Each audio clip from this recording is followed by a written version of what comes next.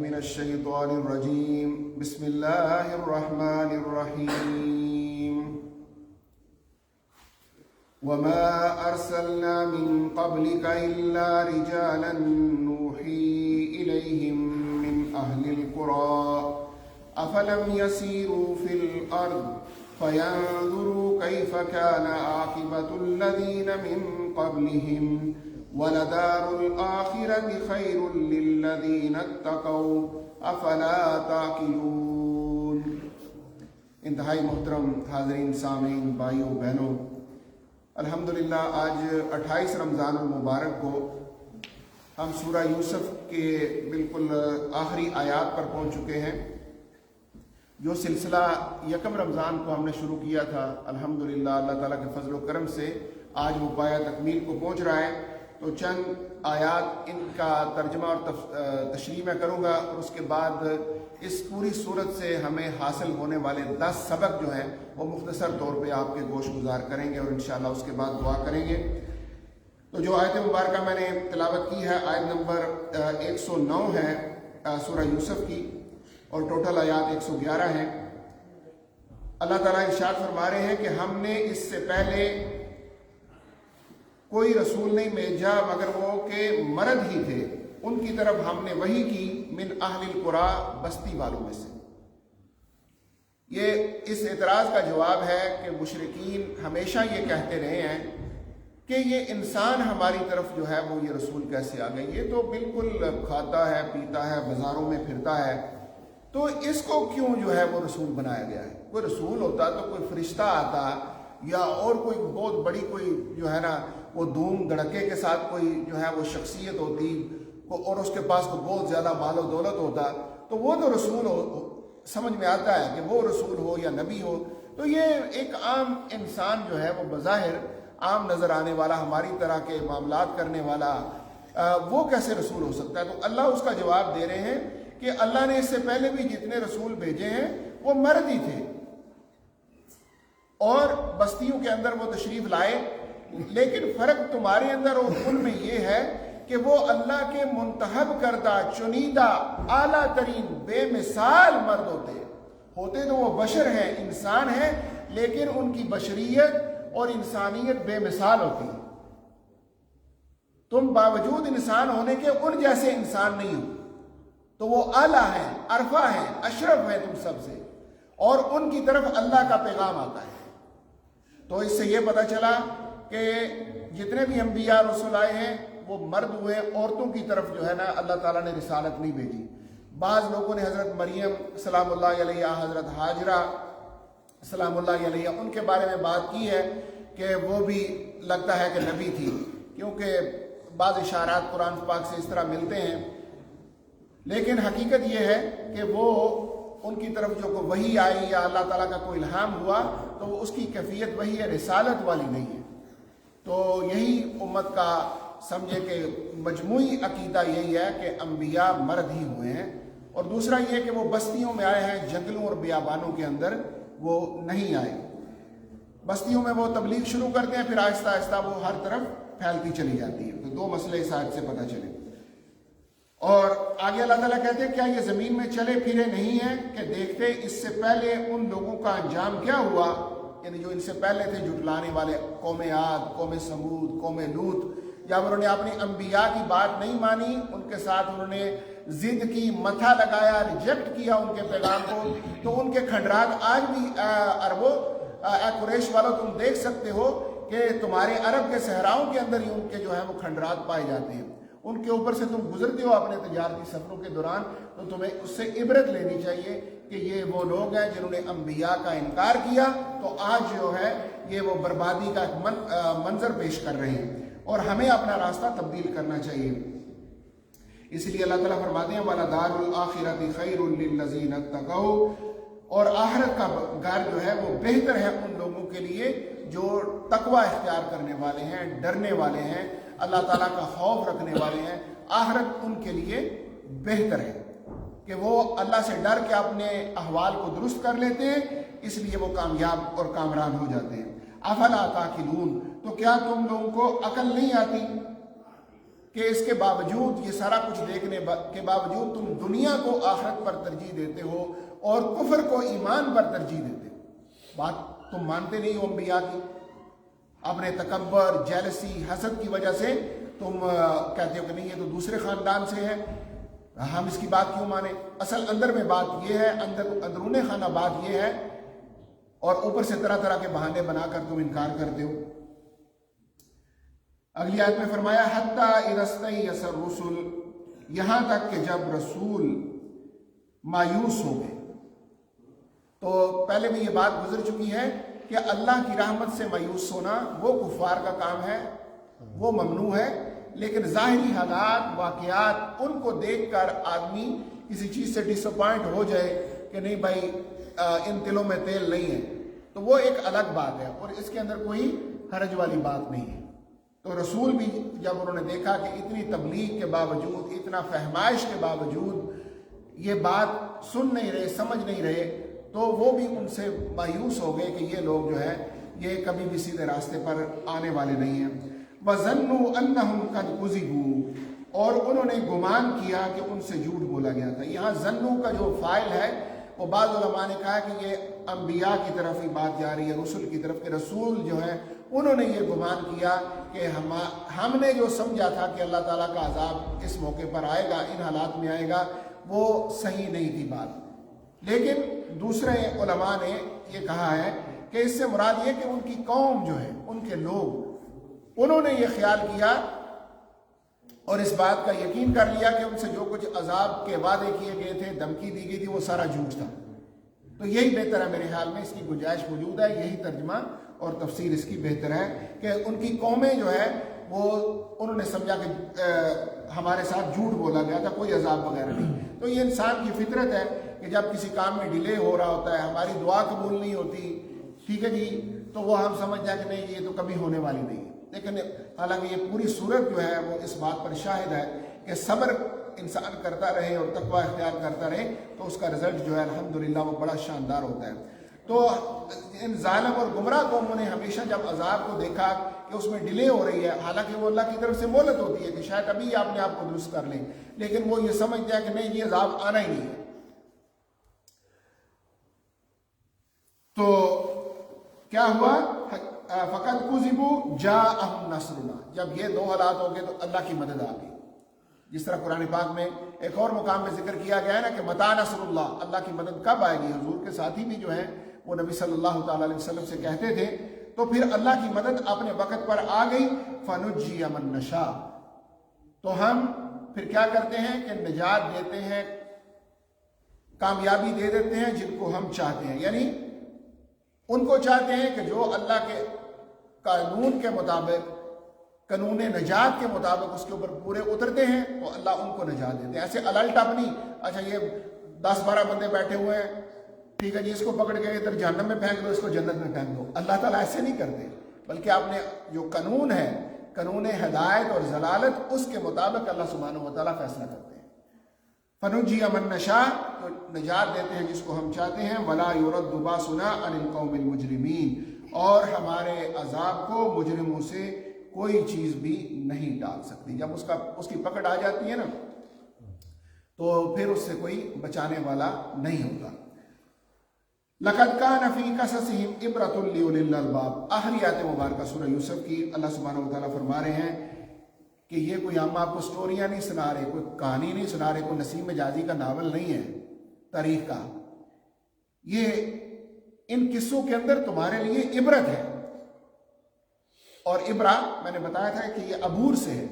تو عبور کا مطلب ایک کنارے سے دوسرے کنارے پہ جانا۔ آنسو کو بھی جو ہے وہ عبرہ کہا جاتا ہے عربی زبان کے اندر، کہ یہ آنکھ کو عبور کر کے یہ باہر نکل آتا ہے، تو اس کو آنسوؤں کو عبرات کہتے ہیں عربی زبان میں۔ تو عبرت کیا ہوتی ہے کہ ایک واقعہ ہے وہ ہمیں لے کر جو ہے وہ ایک نتیجے کی طرف جاتا ہے، وہاں تک کا ہمیں سفر کراتا ہے کہ یہ رزلٹ ہے۔ تو ان قصوں کے اندر اللہ سبحانہ و تعالیٰ جو ہے وہ ہمارے لیے عبرت کا سامان اللہ تعالیٰ نے رکھا ہے، لیکن کس کے لیے؟ لِأُولِي الْأَلْبَابِ، عقل والوں کے لیے، جو عقل شعور رکھتے ہیں ان کے لیے۔ بے عقل اور جو غافل ہیں اللہ تعالیٰ کے نشانات سے، اللہ تعالیٰ کی آیات سے، ان کو کوئی اس سے حاصل نہیں ہوتا۔ ما کان حدیث یفترا، یہ کوئی گڑی ہوئی بات نہیں ہے، جس طرح کے مشرکین مکہ کہتے تھے کہ یہ جی بیٹھ کے تو کسی سے لکھوا لیتے ہیں، باتیں گھڑ لیتے ہیں، اور آج مستشرقین کہتے ہیں کہ قرآن بائبل کا چربا ہے، گڑا ہوا ہے، کوئی محمد نبی نہیں تھے الیاذ باللہ۔ تو اللہ تعالیٰ فرما رہے ہیں ما کان حدیث یفترا، یہ کوئی گڑی ہوئی بات نہیں ہے، ولکن تصدیق الذی بین یدیہ، لیکن یہ وہ کلام ہے جو اپنے سے پہلے جو وحی نازل ہوئی ہے، جو کتابیں نازل ہوئی ہیں، ان کی بھی تصدیق کرنے والا ہے، وتفصیل کل شیء، اور ہر چیز کی تفصیل ہے۔ ہر چیز کی تفصیل، کس چیز کی تفصیل؟ کہ جو ہماری ہدایت اور رہنمائی کے لیے ضروری ہے۔ یہ بات اس کو غور سے سمجھیے گا کہ بعض نیم خواندہ ہم مولوی حضرات وہ آپ کو یہ کہیں گے اور قرآن میں اللہ نے ہر چیز بیان کر دی ہے، اور میتھمیٹکس قرآن میں ہے، اور سائنس قرآن میں ہے، اور ایسٹرالوجی قرآن میں ہے، وہ خواہ مخواہ وہ ہر چیز قرآن میں ٹھونسنے کی کوشش کرتے ہیں، اور پھر جب وہ نکالنے کی کوشش کرتے ہیں اچھا بھائی بتاؤ پھر یہ مسئلہ قرآن میں کدھر ہے، تو پھر وہ آئیں بائیں شائیں کر کے یا کھینچ تان کر وہ تعویلات کر دیں۔ اللہ کی شاید کا یہ مطلب ہی نہیں ہے، اللہ تعالیٰ یہ نہیں کہہ رہے کہ میں نے اس میں تمہارے ریاضی کے کویسچن بھی کر دیے ہیں، سائنس کے کویسچن بھی کر دیے ہیں، اور تمہارا جو ہر معاملہ جو ہے وہ اس کو میں نے اس کے اندر بیان کر دیا، بلکہ مراد یہ ہے تفصیل کل شیء سے کہ ہر اس چیز کی تفصیل جو تمہاری ہدایت اور رہنمائی کے لیے اور تمہاری آخرت کی کامیابی کے لیے ضروری ہے، اس کی تفصیل بتا دی۔ تو اس میں تو کوئی شک نہیں ہے کہ وہ ہر چیز قرآن پاک کے اندر ہے، تو صحیح تفسیر جو ہے اور بے غبار تفسیر وہ یہ ہے انشاءاللہ۔ وَهُدًى وَرَحْمَةً، قرآن کی دو صفات بیان کی گئیں کہ یہ ہدایت ہے، گائیڈنس ہے، ورحمہ، اور اللہ کی مرسی ہے، اللہ تعالیٰ کی رحمت ہے، لیکن کس کے لیے؟ لِقَوْمٍ یُؤْمِنُونَ، ان لوگوں کے لیے جو ماننے والے ہیں۔ ایمان پہلی شرط ہے کہ اس کتاب پر ایمان لاؤ۔ سورہ بقرہ کے شروع میں بھی فرما دیا کہ ہدی للمتقین، یہ متقیوں کے لیے ہدایت ہے، جس میں اللہ کا خوف نہیں، اللہ پر ایمان نہیں، اس کو اس کتاب سے کچھ حاصل ہونے والا نہیں۔ پہلے یہ کہتی مجھے مانو کہ یہ میرا مقام ہے، یہ میرا سٹیٹس ہے، تو پھر میں تمہارے لیے ہدایت ہوں، آغاز میں تمہارے لیے ہدایت ہوں، اور ہدایت کا رزلٹ کیا ہوگا کہ تم ایسے اعمال کرو گے کہ تمہارے لیے رحمت کا باعث بن جاؤ گے۔ یہ ربط ہے خدا اور رحمت میں، شروع میں ہدایت اور رزلٹ، اینڈ رزلٹ اس کا کیا ہے؟ اللہ سبحانہ و تعالیٰ کی رحمت ان لوگوں کے لیے جو کہ اس کو ماننے والے ہیں۔ تو الحمدللہ ہم اس کتاب پر ایمان رکھتے ہیں، اللہ کی تمام سابقہ کتابوں پر ایمان رکھتے ہیں، اور اللہ تعالیٰ سے دعا کرتے ہیں کہ اللہ تعالیٰ ان کو ہمارے لیے ہدایت کا، رحمت کا اور نجات کا ذریعہ بنائے۔ تو الحمدللہ اس طریقے سے تفسیر مکمل ہو گئی ہے۔ جو ہم نے شروع کیا تھا سلسلہ، اللہ تعالیٰ کے فضل و کرم سے اب صرف 2-3 منٹ میں اس سے جو سبق حاصل ملتے ہیں ہمیں حاصل ہوتے ہیں، وہ سماعت فرما لیجیے تاکہ ہماری زندگی میں وہ کام آئے۔ پہلی بات جو شروع میں ہے وہ یہ کہ قضاء الحاجات بالسر والکتمان، کہ اگر آپ نے اپنا کوئی کام کرنا ہے تو اپنا منصوبہ ہر بندے کو نہ بتاتے رہیں کہ میں یہ کرنے لگا ہوں، میں وہ کرنے لگا ہوں، میں یہ کاروبار کرنے لگا ہوں۔ مسئلہ اس کے پیچھے یہ ہے کہ حاسدی لوگ جو ہیں، حسد کرنے والے، وہ پہلے سے حسد کرنا شروع کر دیں گے، نظر لگانے والے پہلے سے نظر لگانا شروع کر دیں گے۔ تو اپنے اچھے منصوبے کو، برا منصوبہ تو انسان کو بنانا ہی نہیں چاہیے، اچھا منصوبہ جو ہے اس کو چھپا کے رکھیں، اپنے دل میں رکھیں، اللہ تعالیٰ سے دعا کرتے رہیں۔ ہاں کسی عاقل آدمی سے، کسی صاحب حکمت سے مشورہ کرنا ہے تو وہ ایک الگ بات ہے، ٹھیک ہے، لیکن ہر کہ میں کو جو ہے وہ بات بتانا وہ کوئی مناسب طریقہ کار نہیں ہے۔ کہ یعقوب علیہ السلام نے یوسف علیہ السلام کو کہا تھا جب انہوں نے خواب ان کو بتایا کہ اپنے بھائیوں کو نہ بتانا، ورنہ وہ تمہارا پھر جو ہے نا کوئی بندوبست کریں گے، تمہارے ساتھ کوئی چال چلیں گے، ٹھیک ہے جی۔ تو حالانکہ بتایا بھی نہیں، لیکن پھر بھی وہ ان کا حسد اتنا تھا کہ وہ اپنی چال چلنے سے باز نہیں ہے۔ دوسری چیز کہ انسان کے اوپر تکلیفیں، پریشانیاں آئیں تو اس پر انسان کو ثابت قدم رہنا چاہیے۔ یوسف علیہ السلام کی زندگی اور یعقوب علیہ السلام دونوں، یوسف علیہ السلام 16-17 سال کی عمر میں والد صاحب سے جدا ہو گئے، کنویں میں پھینکے گئے، پردیس میں غلام بنا کر بیچے گئے، پھر وہاں سے جیل میں جو ہے کئی سال تک جو ہے وہ جیل کے اندر پڑے رہے، یہ ساری کی ساری مشکلات آئیں۔ ادھر یعقوب علیہ السلام بیچارے رو رو کے اپنی آنکھیں جو ہے وہ انہوں نے سفید کر لیں، بے نور کر لیں، ٹھیک ہے جی، لیکن حق کے اوپر قائم رہے ہیں، کبھی حق کا راستہ جو ہے وہ نہیں چھوڑا کہ میرے ساتھ زیادتی ہوئی ہے تو اب میں اس سے بڑھ کر زیادتی کروں گا۔ یہ ہم کر رہے ہیں کہ ہم اینٹ کا جواب پتھر سے دیں گے، اور بھائی اینٹ کا جواب پتھر سے دیں گے تو پھر آپ ظالم ہو جائیں گے۔ اینٹ کا جواب زیادہ سے زیادہ اینٹ سے ہی دیا جا سکتا ہے، یا تو معاف کر دیں یا اینٹ کا جواب دینا ہے تو اینٹ ہی سے جواب دیا جائے۔ پھر آپ اگر اس سے بڑھ گئے بدلہ لینے میں تو پھر آپ ظالم بن گئے، وہ مظلوم بن گیا۔ تو اس لیے بہت محتاط رہنے کی ضرورت ہوتی ہے۔ اور تیسری چیز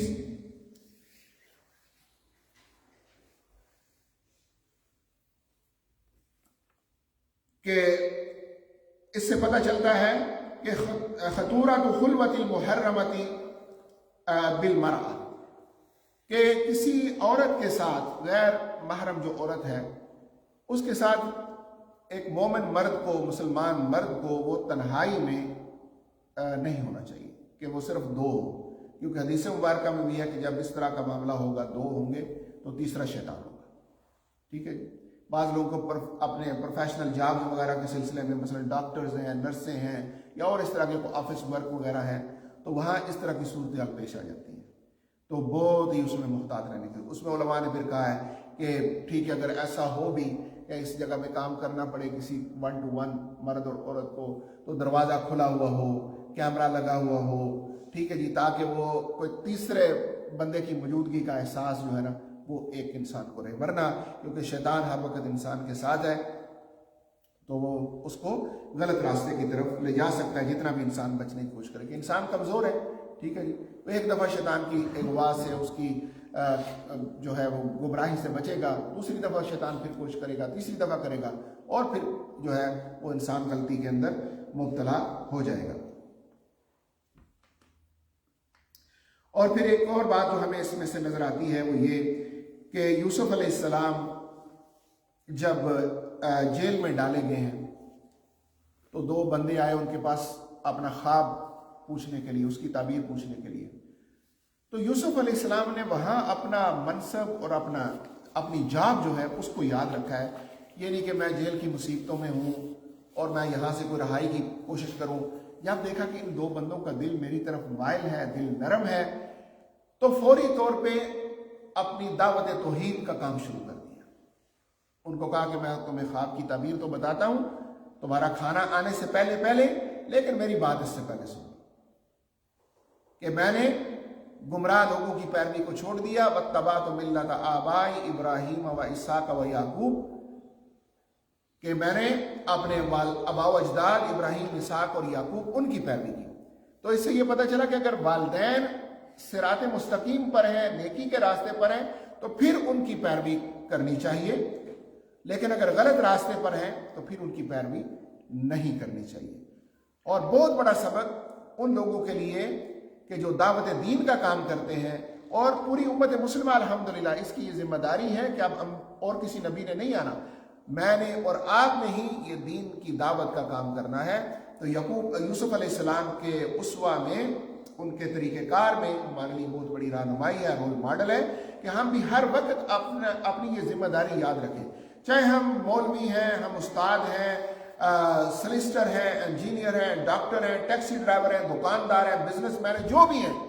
جب موقع ملے اللہ کے دین کی بات دوسروں تک پہنچانے کی کوشش کریں۔ جس طرح آقا علیہ الصلوۃ والسلام نے فرمایا بلغوا انی ولو آیہ، کہ میری طرف سے ایک آیت بھی اگر تمہیں پتہ ہے تو اس کو دوسروں تک پہنچا دو، لیکن حکمت کے ساتھ اور موعظۃ حسنہ کے ساتھ، اچھی نصیحت کے ساتھ، موقع بحال دیکھ کر۔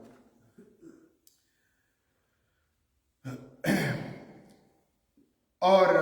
ایک اور سبق اس سے علماء نے بیان کیا ہے کہ السعی الی اتخاذ الاسباب الجائزہ، کہ انسان کو زندگی میں جائز اسباب اختیار کرنے کی کوشش کرنی چاہیے۔ یوسف علیہ السلام نے جب ان کو خواب کی تعبیر بتائی تو ساتھ کہا کہ وہ جو ساقی تھا جو بادشاہ کا، اس کو کہا کہ جا کر بادشاہ کے سامنے میرا ذکر کرنا، کہ اس طرح ایک بندہ جو ہے وہ جیل میں پڑا ہوا ہے تو اس کے معاملے پر ذرا انویسٹیگیشن کریں، اس کے اوپر غور و فکر کریں۔ تو اس میں کوئی یہ نہ کہے کہ یہ توکل کے خلاف ہے، بندے کو کہا، بندہ جا کے بادشاہ کو کہا۔ بعض لوگ وہ جن کو وہ دین کی صحیح سمجھ نہیں ہوتی، وہ اس طرح کی باتیں کرتے ہیں، جی نہیں جی اللہ پر توکل ہے ہمارا، ہم نے کوئی کچھ کرنا نہیں ہے، بس ہاتھ پیر توڑ کے ہم نے بیٹھ جانا ہے، صحیح اور جد و جہد نہیں کرنی، کیونکہ یہ توکل کے خلاف ہے۔ تو اس کا مطلب ہے انہوں نے توکل کو سمجھا نہیں۔ توکل اس بات کا نام نہیں کہ انسان کوشش نہ کرے، توکل اس بات کا نام ہے کہ انسان کوشش کرے اور بھروسہ اور نتیجہ اللہ سبحانہ و تعالیٰ کے اوپر چھوڑے، یہ چیز توکل ہے۔ تو یوسف علیہ السلام کی زندگی سے یہ بھی ہمیں سبق ملتا ہے۔ اور جواز الطلب التمکین من المنصب، کہ آپ اپنے لیے کوئی مقام، کوئی سٹیٹس آپ کلیم کر سکتے ہیں، وہ مانگ سکتے ہیں۔ اس کے لیے علماء نے شرائط لکھی ہیں، امام قرطبی وغیرہ نے تفسیر کے اندر، کہ جب آپ دیکھیں کہ لوگوں کو تکلیف ہے، پریشانی ہے، اور وہ کام آپ کے علاوہ کوئی اور کر نہیں سکتا، تو آپ لوگوں کی مصلحت کی خاطر، ان کی خدمت کی خاطر کوئی منصب اگر مانگتے ہیں تو یہ آپ کے لیے جائز ہے۔ جس طرح یوسف علیہ السلام نے فرمایا کہ اجعلنی علی خزائن الارض انی حفیظ علیم، کہ مجھے زمین کے خزانوں کے اوپر مقرر کیجئے، میں حفاظت کرنے والا بھی ہوں اور علیم بھی۔ تو بندے میں یہ دو کوالٹی ہونی چاہیے نا وہ کام کرنے کے لیے، کہ اس کام کا علم بھی ہو اور پھر وہ چیٹر بھی نہ ہو، فراڈی بھی نہ ہو، بلکہ وہ حفاظت کرنے والا ہو۔ تو یوسف علیہ السلام میں یہ دونوں صفات موجود تھیں، تو اس لیے انہوں نے وہ منصب کلیم کیا، تاکہ انسانیت جو ایک بہت بڑے قحط کے اندر مبتلا ہونے والی تھی، اس سے نجات کا ان کا ذریعہ بن جائے۔ اور اس صورت میں جو سب سے بڑا سبق ہے وہ یہ ہے، اِنَّهُ مَن يَتَّقِ وَيَصْبِرْ فَإِنَّ اللَّهَ لَا يُضِيعُ أَجْرَ الْمُحْسِنِينَ، کہ جو آدمی بھی تقوی کی روش اختیار کرتا ہے، اللہ سے ڈرتا رہتا ہے، چاہے کتنی پریشانیاں آئیں، مصائب کے پہاڑ ٹوٹ پڑیں، اس کے یعنی غموں کا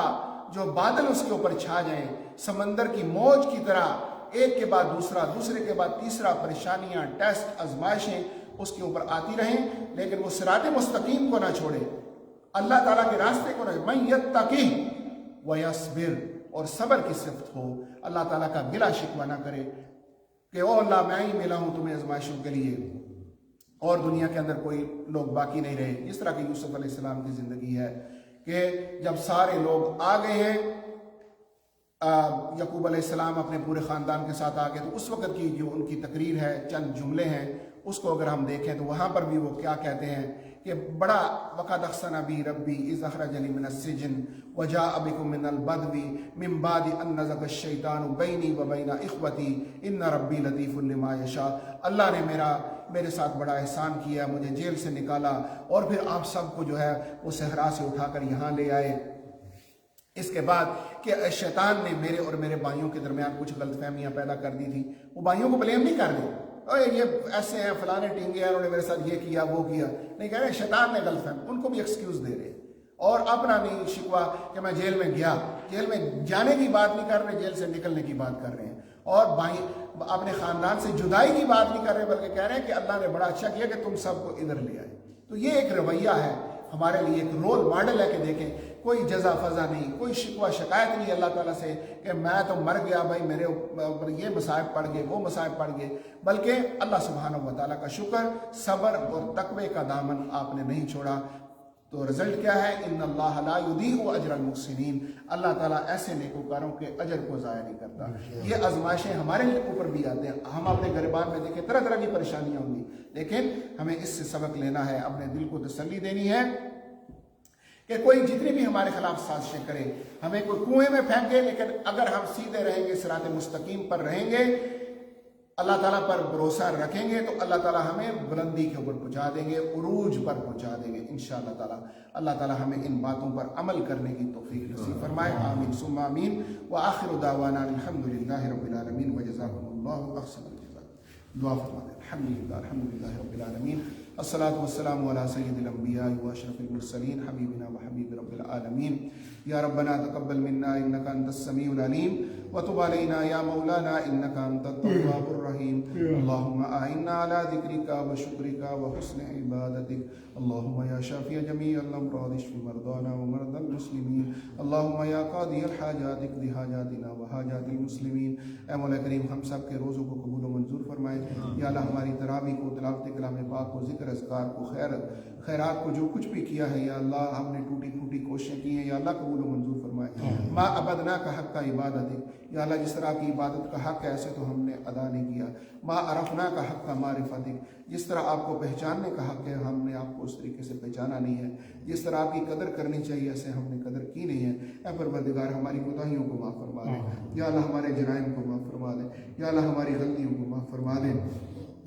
या अल्लाह हमें इस महीने में उतकाए जहन्नम से या अल्लाह बना दीजिए। जिनको आप जहन्नम से, जहन्नम की आग से खुलासी देने वाले हैं, या अल्लाह हमें उनमें शुमार फरमा दीजिए। हमारी गलतियों कोताहियों से दरगुजर फरमाएँ, हमारे माँ बाप की मग़फ़िरत फरमा दें, हमारी औलाद की मग़फ़िरत फरमा दें। या अल्लाह हम सबको अपना और अपने हबीब सल्लल्लाहु ताला अलैहि वसल्लम का पक्का और सच्चा फरमाबरदार बना दें। या अल्लाह उम्मत मुस्लिमा की परेशानियों को दूर फरमाएँ। हमारे कश्मीरी मुसलमान बहन भाई, चाइना के मुसलमान बहन भाई, फ़लस्तीन के अंदर, बर्मा के अंदर, सीरिया के अंदर, जहाँ जहाँ भी या अल्लाह ज़ुल्म व सितम का शिकार है, चाहे वो अपनों के हाथों से है या बेगानों के हाथों से, या अल्लाह उनके ऊपर जुल्म को ख़त्म फरमाए, ज़ालिमों को काफ़िर किरदार तक पहुँचाए। सुब्हान रब्बिका रब्बिल इज़्ज़ति अम्मा यसिफून व सलामुन अलल मुरसलीन वल्हम्दुलिल्लाहि रब्बिल आलमीन बिरहमतिका या अरहमर राहिमीन।